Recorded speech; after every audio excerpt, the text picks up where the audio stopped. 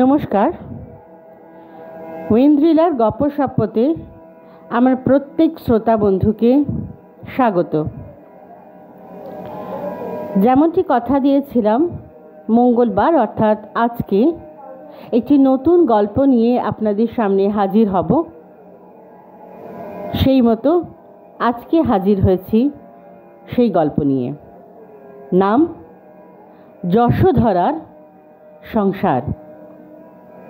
আমার প্রত্যেক নতুন শ্রোতা বন্ধুকে আন্তরিকভাবে অনুরোধ, যদি আমার গল্পগুলি শুনে ভালো লাগে অনুগ্রহ করে লাইক করবেন, কমেন্ট করবেন এবং শেয়ারের মাধ্যমে আপনাদের আত্মীয়, বন্ধু এবং পরিবার মহলে ছড়িয়ে দেবেন এবং অবশ্যই সাবস্ক্রাইব করবেন।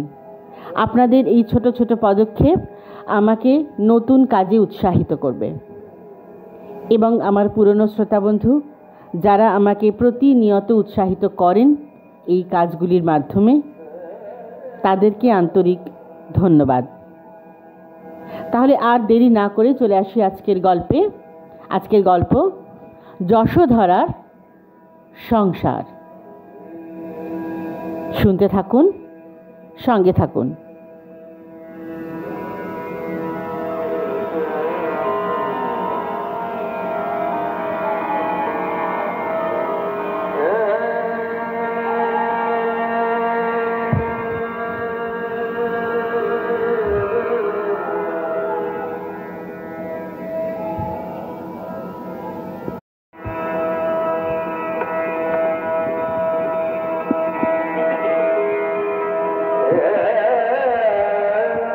আমার এনজিওটির নাম স্ট্রিট ইলিটারেসি সালভেজ অর্গানাইজেশন।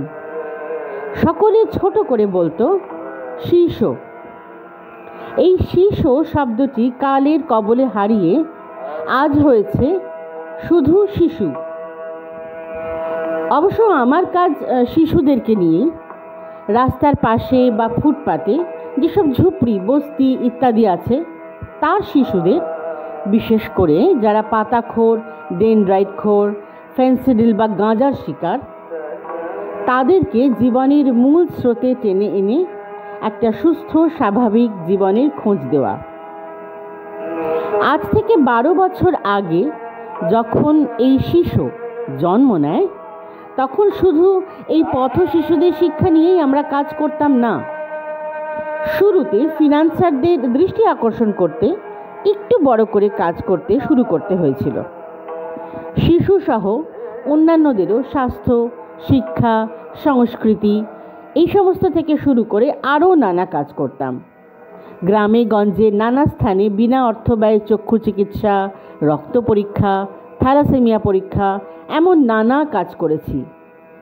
তখন আমার নিজের অল্প বয়সজনিত কারণে একটা আদর্শ থেকে নেমেছিলাম এই কাজে। যুবক বয়স থেকে এই কাজে নিমগ্ন থাকতে গিয়ে আমার জীবনে চাকরির চেষ্টা পর্যন্ত করতে পারিনি। বাড়িতে, আত্মীয় মহলে, এমনকি প্রতিবেশী দরবারে এই কারণে নানা নিন্দামন্দও আমাকে শুনতে হয়েছে। আমাকে বাউন্ডুলে হিসেবে পরিচয় দেওয়ার রেওয়াজ ছিল। তখন এনজিও শব্দটি মানুষ তেমন শোনেনি। এনজিও কথাটির পুরো অর্থ তাদের জানা ছিল না। তখন থেকে খুঁড়িয়ে খুঁড়িয়ে চলতে চলতে আজ শিশুর একটা ভালো মন্দ রূপ আমি দিতে পেরেছি। আজ গোটা উত্তর 24 পরগনা জুড়ে আমার এই সংগঠনের কাজ চলে। শিশুদের, এমনকি তাদের পরিবারের বয়স্কদেরও সাক্ষরতা দেওয়া থেকে শুরু করে তাদের স্বাস্থ্য বা সচেতনতা তৈরি আমার এই শিশুর কাজ। আজ লোকে বলে আমি লেগেছিলাম বলেই এখানে আসতে পেরেছি। আজ প্রতিবেশী ও আত্মীয় মহলে আমি ঈর্ষার পাত্র। আমার নিজস্ব একটা গাড়ি, 3 তলা বাড়ি, বিদেশ ভ্রমণ থেকে শুরু করে সব আছে। সবই আমার এই শিশুর কল্যাণে। তাই আজ মানুষ আমাকে আড়ালে বলে ধান্দাবাজ, বলে সমাজে কাজ করে না, হাতি করে। কিন্তু ওসব কথায় আমি কান দিই না, কারণ আমার শিশুতে আজ কাজ করে জীবিকা অর্জন করছে অন্তত 11টি মেয়ে আর 23 জন ছেলে। তাদেরকে আমি রীতিমতো মাইনে দিই। অন্তত 2000 শিশু আর তাদের বাপ মাও জড়িয়ে আছে এনজিওটির সাথে। আমার স্ত্রী কিন্তু আমাকে এই বিষয়ে মোটেই মূল্য দেয় না। সে বলে, ছাড়ো তো, ফুটপাতের বাচ্চা কাচ্চা, তার আবার পড়াশুনো কি সবার জন্যে রে বাবা? সবাই যদি সব করে তবে তো মহা মুশকিল। আমি মুখস্থ করা কথা বলি। সে কি, এ তো কায়েমি স্বার্থের কথা বলছো তুমি? একটা সভ্য দেশে এমনটা চলে নাকি? চলে, জোর করে অন্য কিছু চালাতে গেলে অনর্থ হয়। দেখছো না দেশে কি অনর্থ ঘটছে?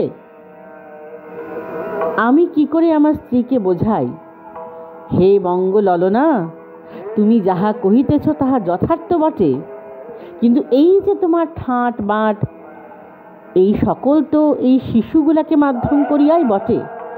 আমি যে মুঠা মুঠা অর্থ বরাদ্দ পাই তাহা তো তোমার উদরস্থ করিবার জন্য নহে রানী। এই এনজিওটিকে ভরসা করিয়াই তো তোমার এই গৃহে আগমন। শপিং নামক একটি ব্যয়বহুল নেশা করা, ভ্রমণ, ফুর্তি ইত্যাদি ইত্যাদি। কিন্তু সব কথা তো মুখ ফুটে বলতে নেই।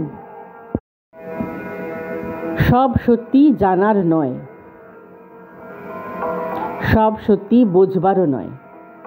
আমিও মানি আমার স্ত্রী যা বলছে তা শতকরা 100% সত্যি। আমি এইসব এনজিও করে দেশের কোনো বিপ্লব ঘটাবো না। শুধু রাজভোগ চাই আমার। চাকরির বাজার বড় কঠিন পথ, সে এলেম আমার নেই। তাই একরকম খেলতে খেলতে এটা একটা পথ মোক্ষম হয়ে আমার জীবনে আপনি চলে এলো। আমি জানি যে আজকের দিনে নিতান্ত ভালো কিছু করার কথা ভাবা বিলাসিতা মাত্র। এতৎসত্ত্বেও আজকাল মাঝে মাঝে কিছু এলোমেলো বিপ্রতিভ ভাবনাও আমার মাথায় চেপে বসে।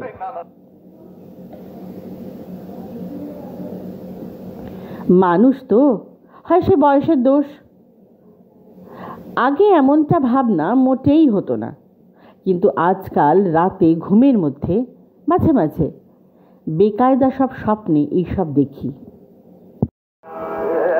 আজও তেমনি এইসব এলোপাথারি কথা ভাবছিলাম। এই সময় আমার প্রজেক্ট এক্সিকিউটিভ সমর এসে প্রায় কাঁদো কাঁদো কণ্ঠে জানালো, স্যার, ভেরি সরি, একটা কথা আপনাকে জানানো হয়নি। আমি আমাদের এই লেটেস্ট এক্সটেন্টিভ প্রজেক্টটা কভার করতে গিয়ে একটা সাইট মিস করে বসে আছি স্যার, অথচ কাজটা প্রায় শেষের পথে। আমি কৌতূহলী, কি ব্যাপার বলো তো? কোন site? RN Bose road sir. ওখানে বেশ কিছু স্লাম টাইপ ঝোপড়পট্টি আছে, অন্তত 250 ফ্যামিলি আছে আরএন বোস রোডের দুপাশের ফুটপাতে। পুরোটা বাদ পড়ে গেছে। আমার মাথায় হাত পড়ে গেল শুনে। প্রজেক্টটা প্রায় সমাপ্তির পথে। এটা জমা দিতে পারলেই একটা ফ্যাট অ্যামাউন্টের গ্রান্ট এসে যাবে। এটা আমার শিশুর কাজের সবচেয়ে বড় গ্রান্ট। আগামী 7 দিনের মধ্যে টোটাল ফিচার আমাকে দিতে হবে। এমনকি এর একটা সার্ভেও করা হবে টাকা স্যাংশন করার আগে। কিন্তু হাতে সময় কই? সমর আমার বিরাট টেবিলটার সামনে নিতান্ত অপরাধীর মতো মুখ কাঁচুমাচু করে দাঁড়িয়ে আছে। আমি ওর দিকে অগ্নিদৃষ্টি দিয়ে তাকিয়ে আছি, কিন্তু বলতে তো পারছি না। দোষটা আমারও। প্রজেক্ট শিটটা চেক করার সময় আমিও মিস করেছি ওই এরিয়াটা। আরএন বোস রোড আমার অচেনা নয়। আমার সুদৃশ্য অফিস থেকে বাসে মাত্র 3টে স্টপেজের পরে। শুধু তাই নয়, বরং বললে ভালো হয়, এটা আমার বিলক্ষণ মনে রাখার মতো অঞ্চল। এর সাথে জড়িয়ে আছে আমার একটা অবিস্মরণীয় স্মৃতি, যেন এই সেদিনের ঘটনা, প্রত্যুষের ঘটনা।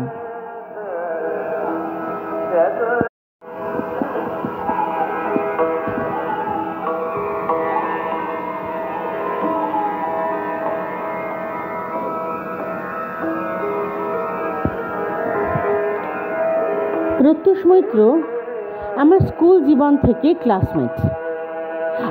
অন্য বন্ধুদের সাথে দূরত্ব হয়ে গেলেও ওর সাথে বন্ধুত্বটা দীর্ঘকাল আছে। ওর বিয়েতেও আমি ছিলাম, শুধু ছিলাম না, ওর বাসর ঘর থেকে শুরু করে ফুলসজ্জা অবধি আমার অবাধ দায়িত্ব ও বিচরণ ছিল। সেই প্রত্যুষ ওর বিয়ের পরের বছরেই একদিন একটা ভয়ঙ্কর সমস্যায় ফেঁসে গিয়ে আমার সাহায্য চায়। আমি ওর বাড়িতে গিয়ে একেবারে আকাশ থেকে পড়লাম। যা ঘটেছে তাতে না আছে ওর হাত, না আছে ওর মিসেসের হাত, একেবারে খোদার মার। সত্যি ওরা ফেঁসে গিয়েছে একটা ক্রাইসিসে। ওর মিসেস প্রেগন্যান্ট, কিন্তু এই অআকাঙ্ক্ষিত প্রেগন্যান্সির পরিণাম এত ভয়াবহ হবে তা ওরা কেউ ভাবেনি। 11th আওয়ারে হঠাৎ ডাক্তারকে দিয়ে ইউএসজি করিয়ে সেক্স আইডেন্টিটি নয়, জেনেছে যে বেবি অ্যাবনর্মাল, সম্ভবত স্প্যাস্টিক পেশেন্ট হবে বেবি। মাথায় হাত প্রত্যুষের। প্রথম ইস্যু স্প্যাস্টিক হবে, এটা মেনে নিতে পারে কোন প্যারেন্টস? প্রত্যুষও পারেনি, অথচ সিচুয়েশন তখন হাতের বাইরে। বেবি এতটাই ম্যাচিওর করে গেছে যে অ্যাবর্ট করা অসম্ভব। মাথা গরম করে প্রত্যুষ আমাকে বলে ওঠে, দেব, আই কান্ট অ্যাফোর্ড দিস। এই আপদ নিয়ে আমি কী করব? আপদ কথাটা এমনভাবে বলল যেন ওর স্ত্রীর প্রেগন্যান্সির জন্য এই বেবি দায়ী। সেই যেন তার নিজের জন্মদানের জন্য প্রত্যুষকে অ্যাপ্লিকেশন দিয়েছিল। আমি অবস্থা সামাল দিতে গিয়ে বলি, আহা, মেনে নিবি না তো কি করবি? এতে তো কারো হাত নেই রে। শান্ত হ, সব ঠিক হয়ে যাবে। কথাটা বললাম বটে, কিন্তু আমি নিজেও জানি কিছুই ঠিক হবার নেই। এই বেবি যতদিন বাঁচবে ততদিন এই বোঝা ওদেরকে বইতে হবে। এটা অবশ্য মঙ্গল যে অধিকাংশ ক্ষেত্রে এমন বেবি দীর্ঘকাল বাঁচে না। সারা জীবন ওদেরকে এই সন্তান বইতে হয়তো হবে না, কিন্তু প্রত্যুষ কি বুঝলো জানি না। শুধু আমার কথা শুনে আর কোনো দ্বিতীয় মন্তব্য করলো না। অবশেষে আমাকে বলল, a friend in need is a friend in deed. Dev, আমাকে একটা হেল্প কর। আমি তেড়িয়ে দেখলাম ওর বউ নিঃশব্দে কেঁদে চলেছে। এই অবস্থায় কি বলতে হয় আমি জানি না। আমি তো বিয়েই করিনি তখন। শুধু মনে মনে জপ করছি। ওই রকম একটা ইংরেজি প্রবাদ বাক্য তার দিব্যি দিয়ে আমাকে যেন আবার বলে না বসে, তোর শিশুতে বাচ্চাটা নিয়ে নে। আমার তো সেরকম কোনো প্রফেশনই নেই। তাই ক্যাবলার মতো বললাম, কি হেল্প চাইছিস বল? তোর তো নানা ডাক্তার বদ্যি নিয়ে কারবার। আমাকে একটা ভালো গাইনো দে, বেশ ভালো গাইনো, পুরুষ, মহিলা ফহিলা হবে না। আমি তার কাছেই ডেলিভারি করাবো। আমি ভাবলাম, পুরুষ কেন? সকলে তো মহিলাই চায়। কথাটা বললামও। কেন রে, মেল ডগ চাইছিস কেন? ও বলল, এটা খুব ডেলিকেট কেস, ডাক্তার বলেছে আমি কোনো লেডি ডগের ওপর ডিপেন্ড করতে পারছি না। আমি কথাটা শুনলাম, মনে মনে আনন্দিতও হলাম, কেননা আমি যেমন আশঙ্কা করেছিলাম তেমন তো কিছু ও বলেনি।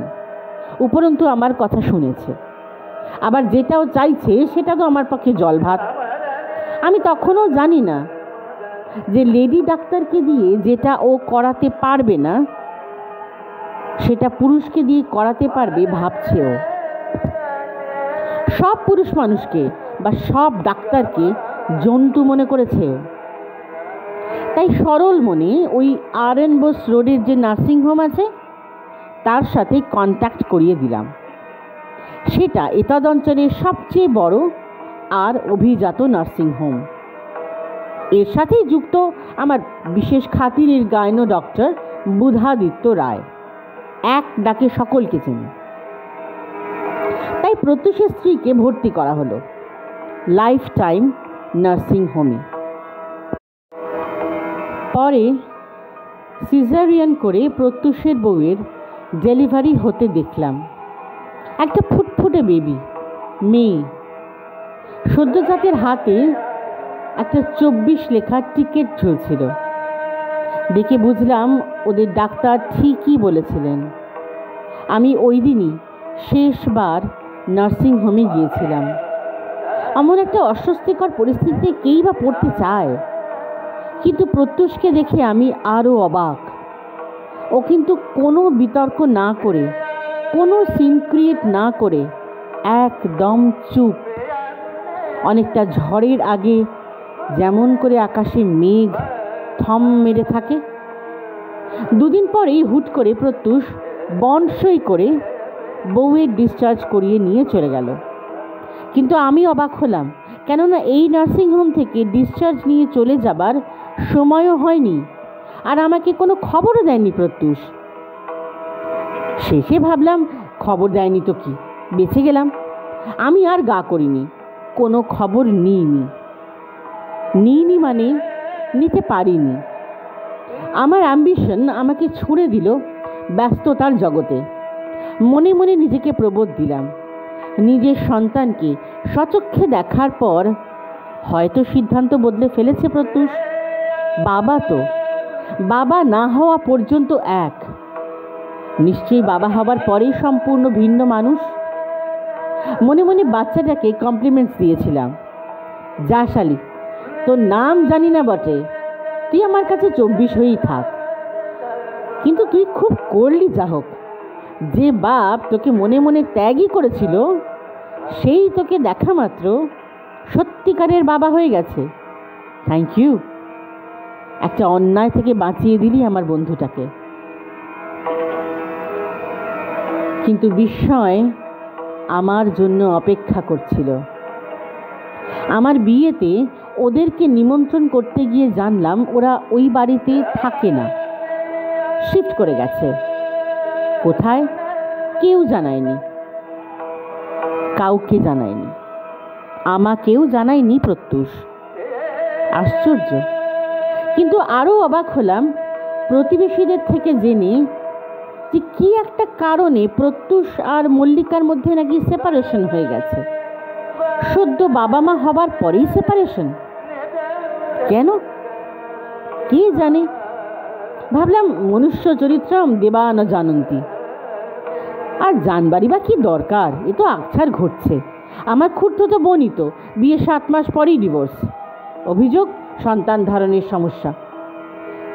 কিন্তু আমার চোখের সামনে মাঝে মাঝে কেন জানি প্রত্যুষের বাচ্চাটার একবার দেখা নিষ্পাপ মুখ, ফর্সা ধবধবে চেহারা, কচি কচি হাতের একটিতে একটি সুতো দিয়ে টিকিট ঝোলানো, নম্বর 24, ভেসে ভেসে উঠত। মনকে প্রবোধ দিতাম, সেপারেশনের পর বাচ্চাটাকে নিশ্চয়ই মা নিয়ে গেছে।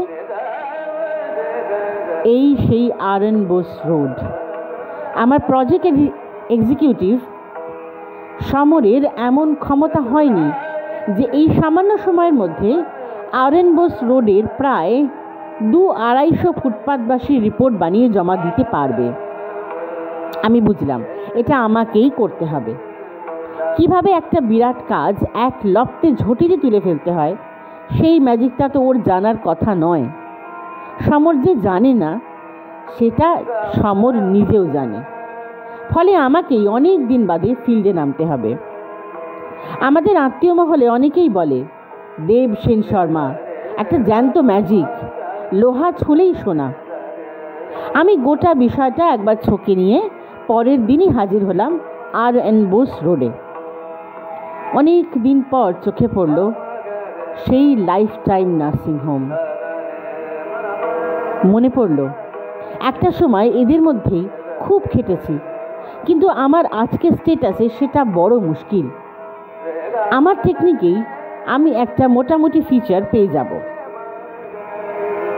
একেবারে ছকে বাঁধা আমার নিজস্ব কোয়ারিজ, ফুটপাত আর বস্তি মানে বসতি, একটা টোটাল অস্বাস্থ্যকর ব্যাপার। একদিকে এদের বড় রাস্তা, অন্যদিকে হাইড্রেন। পা বাঁচিয়ে চলতে হয় ভদ্রলোকদের। এখানে এঁটো কাটা, তরকারির খোসা, ভুতি, বাসন দেওয়া জলের স্রোত, তো এখানে ওখানে ছোট ছোট ছেলে মেয়েদের মলমূত্র, গা খুলে মেয়ে লোকদের স্নান, এর মধ্যে একখানা বা দেড়খানা ঘর বানিয়ে কোনো রকমে গা বাঁচায় এরা। এই ঘরেই বড় হচ্ছে ছেলে মেয়ে, ওই ঘরেই ছেলে মেয়ে ঘুমিয়ে পড়লে বাবা মায়ের মৈথুন। সকালবেলা বিনা চিকিৎসায় এক বুড়ো মরল, তো বিকেলে জন্মালো এক অপুষ্ট জাতক। এদের মধ্যেই বেছে বেছে একটা একটা করে দুটো ঘর ভিজিট করে পরের যে ঘরটাতে এলাম, সেই ঘরটা আমার মতো দুঁদে এনজিও ডিরেক্টরকে একেবারে মাটিতে শুইয়ে দিল। এই ঝুপড়ির যে মালিক, সেই লোকটির নাম বীরেন পাইন। ও মিউনিসিপ্যালিটির ময়লা পরিষ্কার করার কাজ করে। পাড়ায় পাড়ায় ময়লা তুলে এনে একটা নির্দিষ্ট স্থানে ফেলাই ওর কাজ। আজও তাকে নাকি কর্তৃপক্ষ পার্মানেন্ট করেনি। 2 মেয়ে আর 3 ছেলের বাপ। এমনটা বীরেন পাইনের বউই জানালো। ওর নাম নাকি যশু। ভালো নাম জানি না, হয়তো যশোধরা টরা হবে। নামটা আজ ওর নিজেরই বোধহয় মনে নেই। দেখলাম বিজ্ঞাপনে ঢাউস ঢাউস হোর্ডিং ছিঁড়ে সেগুলোর প্রোটেকশনে পুরনো ছেঁচার বেড়া দিয়ে ঘর বানিয়েছে। অন্য 5 জনের ঝুপড়ির মতোই ঝুপড়ি। প্রত্যেক ঝুপড়ির পেছনে বাঁশের ওপর দাঁড় করানো রয়েছে বেড়া। সেই বেড়া দেওয়া জায়গাতেই শৌচকর্ম করবার ব্যবস্থা। পাশেই খাল। ছোটদের ওখানে প্রাকৃতিক কর্ম করা ঝুঁকি, তাই মিনিট করে হেঁটে গেলেই রেল লাইন, সেখানে ছোটরা প্রাতঃকৃত্য সম্পন্ন করে। ঘর বলতে 1.5 হাত চওড়া একটা ফালি বারান্দা মতো পেরিয়ে এক চিলতে ঘর। তাতে কোনো চৌকি টৌকি নেই। তক্তা মেরে পেরেক দিয়ে পাটাতন বানিয়ে খাট, আর ইট সাজিয়ে খাটের পায়া। পুরনো টালি দিয়ে ছাদ। চারিদিকে শুধু পলিথিন আর পলিথিন। বর্ষায় আর ঠান্ডায় কীট পতঙ্গের মতো বেঁচে থাকে ওরা। একবার কোনোটাতে আগুন লাগলে সর্বনাশ। একটি মেয়ে যশুদের ঘরের বাইরে বসে বাসন মাজছিল। বীরেন পাইনের বউ যশু আমাকে উঠোনে ডেকে নিয়ে গিয়ে জানালো যে বীরেন গিয়েছে কাজে। ও নিজে বাবুদের বাড়ি ঠিকে ঝিয়ের কাজ করে। সবে কাজ সেরে ফিরেছে সে। 3 ছেলের 2টি গেছে কাজে। একটি ট্রেনে হকারি করে আমলকি বেচে, আর একটি কাজ করে চায়ের দোকানে। ছোট ছেলে ঘরের মধ্যে বসে আছে ওদের সবচেয়ে ছোট সন্তানটিকে আগলে। চারিদিকে মশার ঝাঁক ভ্যান ভ্যান করছে। সবচেয়ে ছোট সন্তানটি একেবারে ছোট। বাচ্চাটা বিছানায় শোয়া। ছোট ছেলেটিকে দেখে বাচ্চাটার বয়স আন্দাজ করতে হয়। ছোট ছেলেটি পরম যত্নে তার ছোটটিকে নিজের হাত আন্দোলিত করে মশা মাছি থেকে রক্ষা করছে। আমাদের ঘরে এইটুকু বাচ্চা, তার মধ্যে এই স্নেহময়তা বড় একটা চোখে পড়ে না। এমনিতেই তারা একা মানুষ হয়, আবার তারা নিজেরাই তো থাকে আদরে গোবরে, প্যাম্পার্ড হয়। কিন্তু এই শিশুটি যেন ওর বড়ত্বে কতটা পরিণত, কতটা সচেতন। কিন্তু শায়িত বাচ্চাটি দেখে আমি একটু ঘাবড়ে গেলাম। বেশ মনে হলো বাচ্চাটি বোধহয় সুস্থ নয়, হ্যান্ডিক্যাপড।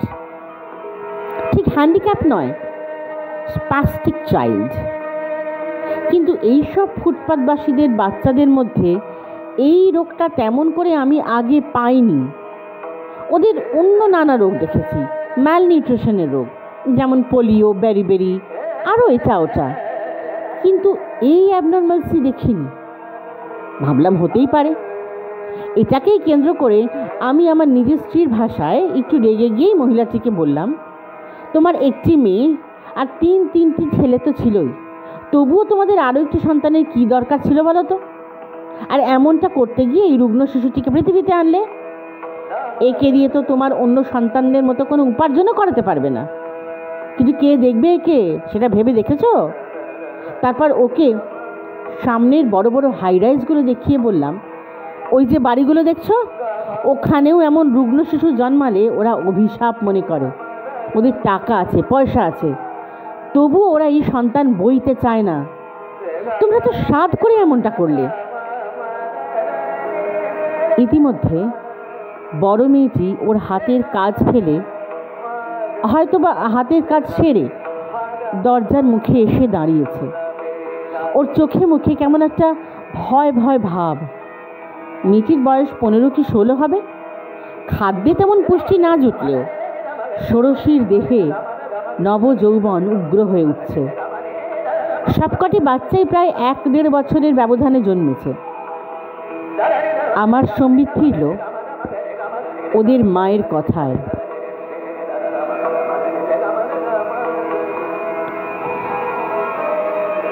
বাবু, এই বাচ্চাটিকে দেখুন, আর একবার আমাকে দেখুন।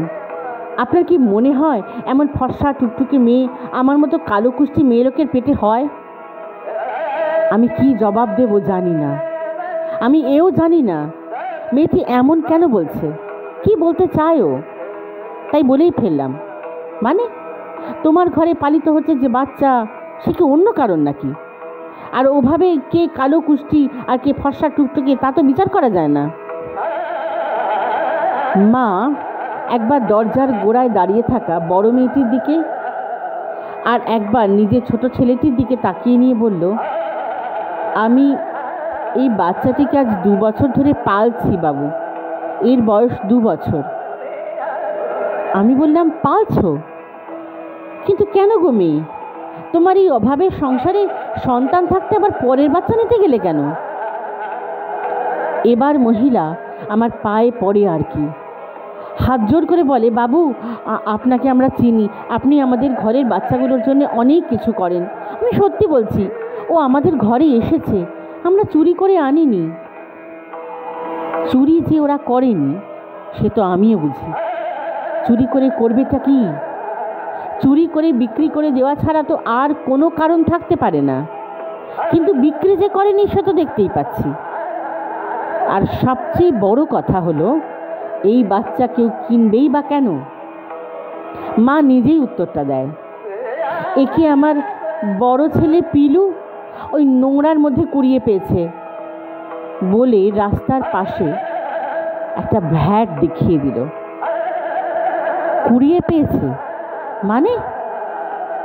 পিলু সকালে উঠে দাঁতন মাজতে মাজতে ঘাট করতে যাচ্ছিল, সেই সময় ওই নোংরার মধ্যে একটা বাচ্চার কান্নার আওয়াজ শুনতে পায়। বাচ্চাটা একটা তোয়ালে দিয়ে জড়ানো ছিল, নিশ্চয়ই কোনো বড়লোক বাড়ির মেয়ে হবে। পিলুর ঘাটে যাওয়া মাথায় উঠল, বাচ্চাটিকে এনে হাজির করলো বাড়িতে। ওর বাবা তো কিছুতেই রাখবে না, কার না কার বাচ্চা, থানা পুলিশ হবে। অনেক কান্নাকাটি করে ওর বাপকে রাজি করালাম। সেই থেকেও আমাদের কাছেই আছে। আমার ছেলেমেয়েরা ওকে খুব ভালোবাসে। কোন বাড়ির বাচ্চা আমরা জানি না বাবু, কেউ কখনোই বাচ্চাটিকে খুঁজতেও আসেনি। মায়ের কথাটাকে কেটে দিয়ে সবশেষে বড় মেয়েটি বলে উঠল, বাচ্চাটার হাতে একটা টিকিট লাগানো ছিল, তাতে লেখা ছিল 24। আমি যেন বিদ্যুৎস্পৃষ্ট হলাম। আমি ওদেরকে কি বলবো? আমি কী বা করব? নিজেকে সামলে নিয়ে একটু জোর করে হেসে মেয়েটার দিকে তাকিয়ে বললাম, ওর নাম কি? কি বলে ডাকিস ওকে? লজ্জায় গুটিয়ে গিয়ে দরজাটাতে অকারণে কি একটা খুঁড়তে খুঁড়তে ষোড়শী উত্তর দিল, রাজকুমারী। আমার ভাইও নাম দিয়েছে। ওকে কি সুন্দর দেখতে, তাই আমরাও ডাকি রাজকুমারী। আমি বাচ্চাটার দিকে তাকিয়ে মনে মনে ভাবি, সত্যি তুই রাজকুমারী রে, নরক থেকে স্বর্গে এসেছিস। অনেকগুলো কবিতার ছত্র, উপন্যাস আর প্রবন্ধের নানা বহুশ্রুত বহু পঠিত ছত্র বাক্য আমার চোখের সামনে অভ্যেসবশত ভেসে ভেসে উঠছিল, কিন্তু বাস্তবের সামনে সেগুলো যেন ফিকে লাগছিল। ওদের ঘরের বাইরে এসে নীরবে আমার কাগজপত্র গুটিয়ে বাটিয়ে প্যান্টের দু পকেটে চালান করে আর পকেটে হাত ঝুঁকিয়ে আকাশের দিকে তাকিয়ে একটা পবিত্র শ্বাস নিতে খুব জোর চেষ্টা করলাম। কিন্তু হায়, এই বস্তির বাইরে কোথায় সেই পবিত্র প্রশ্বাস?